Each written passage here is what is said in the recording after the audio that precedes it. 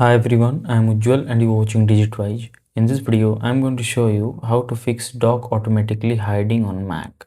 So if your dock keep disappearing every time you move your cursor away, it can make your Mac feel confusing, especially if you expect the dock to stay visible all the time. In most cases, this is not a bug. The automatically hide and show the dock feature has simply been enabled. Sometimes it may also seem that the dock is missing because it's positioned on a different side of the screen or there is a temporary macOS glitch. The good news is that you can usually fix this issue in few minutes. So let's go through the solutions one by one. First, click on the Apple menu and choose System Settings. Now in the left side pane, go to Desktop and Dock, and here disable the toggle right to automatically hide and show the dock, and the dock will instantly appear in the bottom or left or right of the screen wherever you have positioned them on the screen. Finally, if everything looks correct but the dock still hide unexpectedly, restart your Mac to refresh the dock and clear any temporary software glitches.